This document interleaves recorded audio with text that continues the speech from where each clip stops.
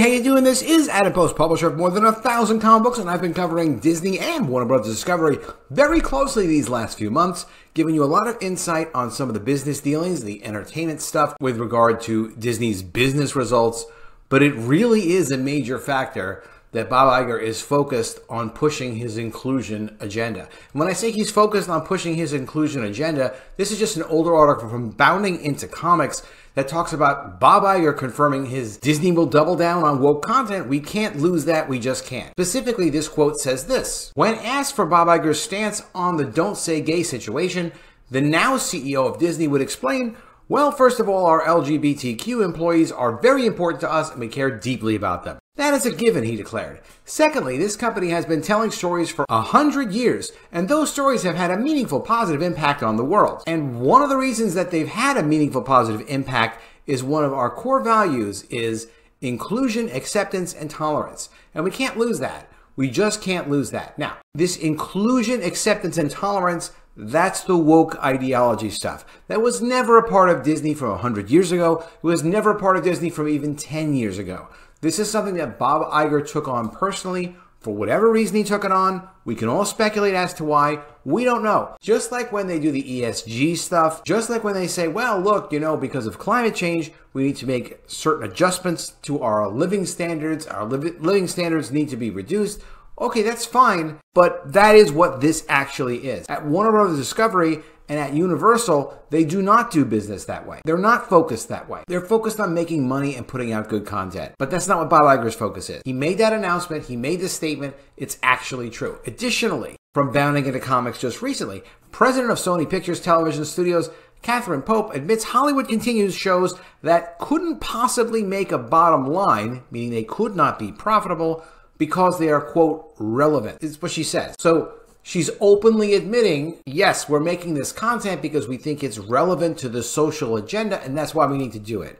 So just so we understand where things are coming from. Now, Bob Iger has begun to leak to the media what his announcement's going to be on February 8th when the next Disney earnings call. There's going to be an earnings call. It's going to be webcast on February 8th at 4:30 p.m. EST. You'll get to hear directly from Bob Iger, as well as Christine McCarthy, I'm sure, what their recent results are. They will announce business changes. They will announce profits and losses in different divisions.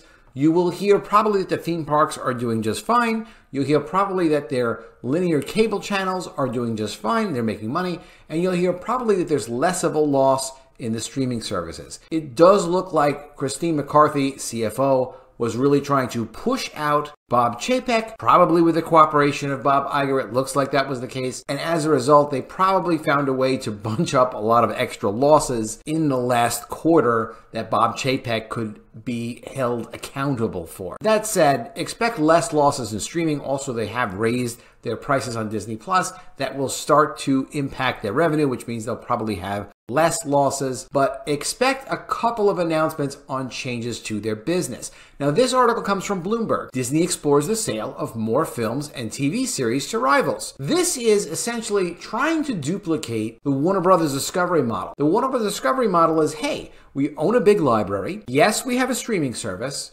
Yes, there are certain things we want only on our streaming service, but there is a massive amount of catalog that Warner Bros. Discovery owns, and Disney owns a big catalog as well. Not as big as Warner Bros. Discovery, believe it or not, but they do have a big catalog as well that they could be licensing to other content streamers, other content providers, these fast subscription services. And what's the fast subscription service? That is a free advertising supported streaming service. So Disney can license that. So Bob Iger is going to leak out now, and he is leaking out. That's why we see a story on Bloomberg that Bob Iger is going to allow these services to license their library content, and that will generate extra revenue for Disney. How much extra revenue?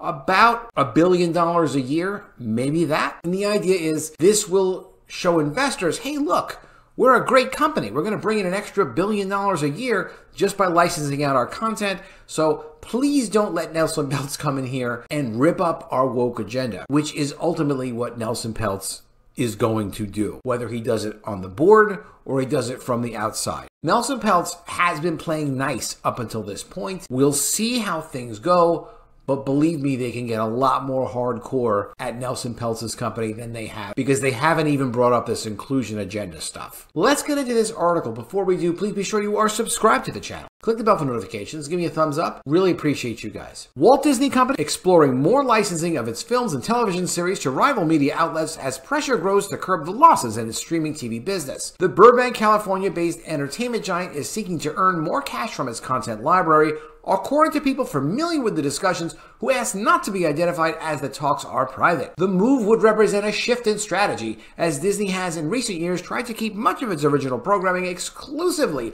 on its Disney Plus and Hulu streaming services. A spokesman for Disney declined to comment. Now, the idea of this, just think about this. Yes, there are some Disney TV shows, films, that are very important and that are actually hot, that people want to see. But of course, your entire library is not hot. Your entire library consists of all kinds of stuff, some of which, of course, could be available non-exclusively on your platform or on other platforms. Just recently, the other day, this hasn't even become a big story, Warner Bros. Discovery did this great licensing deal where they're going to be getting extra revenue pretty much for doing nothing. Tubi signs content deal with Warner Bros. Discovery, adding 14 Warner Bros. Branded FAST channels. This is free advertising-supported streaming services, and 225 advertising video-on-demand titles totaling over 2,000 hours of content. Westworld, Raised by Wolves, Legendary, F-Boy Island, The Nevers, and more. So Warner Bros. Discovery, like, as a side thing, while they're not even paying attention, they have so much content, they can just say, okay, great, let's do a content deal. You know, the difference between this leak from Iger, where he's trying to impress people with this, and Warner Bros. Discovery is the Warner Bros. Discovery team actually came out and said, hey, we were really stupid. We ridiculously broke off relationships. We gave up $800 million in licensing revenue, Warner Bros. Discovery did, for the purposes of trying to exclusively hold all the content on their streaming service, even though people weren't that interested in that content and it wasn't causing them to get extra subscribers. Bob Iger is trying to play it cool, but as cool as Bob Iger is trying to play it, this is not going to work. This is not enough for Bob Iger to say, and you'll see on February 8th, we're going to generate an extra $1 billion a year by licensing out some of our content because we still feel that we have enough that's unique and special on Hulu and Disney Plus. He's going to say all those things, and that's fine.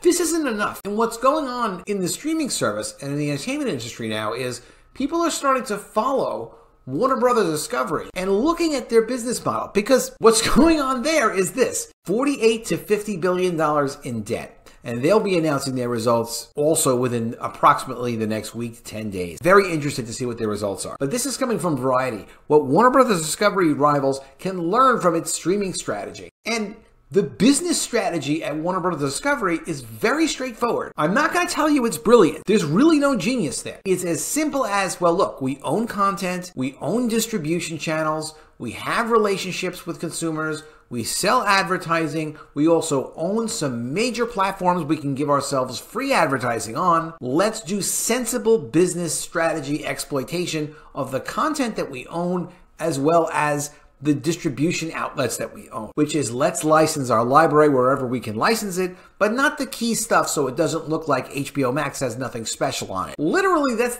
basically their strategy, which is why, of course, they're going to create these license deals with these free advertising supported services. Yes, they're going to do that. They're also going to license their content to other providers. They're so cutting edge. This is not cutting edge. It's just common sense. They're talking about licensing with Amazon, which is actually going to probably go through, new DC animated shows that are going to be part of the tight continuity of the DC universe controlled by James Gunn and Peter Safran to Amazon, so they can do animated shows on Amazon, expanding their brand for DCU, generating extra revenue for Warner Bros. Discovery, and building their universe and making their universe so pervasive and so well known and so promoted that it's beyond their own existing distribution platforms. That's brilliant. That actually is brilliant. And that does take guts, and it does make common sense. But a lot of what they're doing is just common sense. A couple of things they're doing, I'm going to say, are brilliant. Because being able to expand your licenses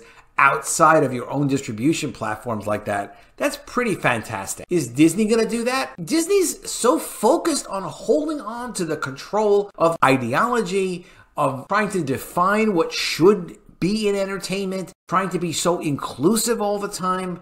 it does interfere with executing on the business. Bob Iger would be fine with his strategy if there was no competition doing exactly the opposite of what they're doing, focusing on making compelling content and distributing it as many places as they could. In a competitive industry where there isn't just a monopoly, the Bob Iger model falls apart. He has no plan. This is his plan. He's going to copy something that Warner Brothers Discovery said they were going to do months ago. And what else is he going to do? A little bit more of what Warner Brothers Discovery was already doing. Will Disney eventually make an advertising supported version of Disney Plus? They already did that. How well is that going? They'll put a positive spin on it. They'll say that it's going really well. Will they do a free service as well? Sure. They'll probably do a free service that will be advertising supported, that will also drive more people into their platform. Disney has done very well based on scale up until the last year or two, where they've got so many properties and so much distribution and so much momentum over the years.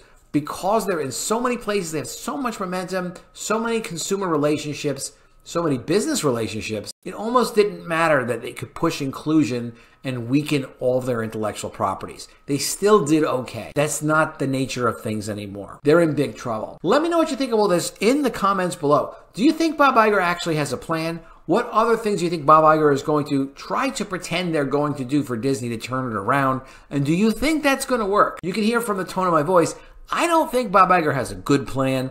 I don't think he really has any plan. I think he's just going to mention a few things and hope that Wall Street will follow him. And of course, he's going to hope that Wall Street will ignore Nelson Peltz. But Nelson Peltz is really not one to be ignored. He just got the new CEO put into their position at Unilever. He coordinated that. What's Unilever? It's this big company. It's like a $129 billion company. They decided not to fight with Nelson Peltz. They decided they would cooperate with Nelson Peltz. And since they announced that he was going to be involved with their company, their stock went up 14%. And they weren't fighting with him. Much of the gains that Disney has had, according to this article in Puck at Disney, have been because Peltz is interested in Disney. Let me know what you think is going to happen in the comments below. Do you think that Peltz is going to wind up getting onto the board of Disney, just like he was able to kind of work this deal with Unilever? Or do you think they'll continue to try to push to keep him out? I think they can try to push as much as they want. Peltz and Perlmutter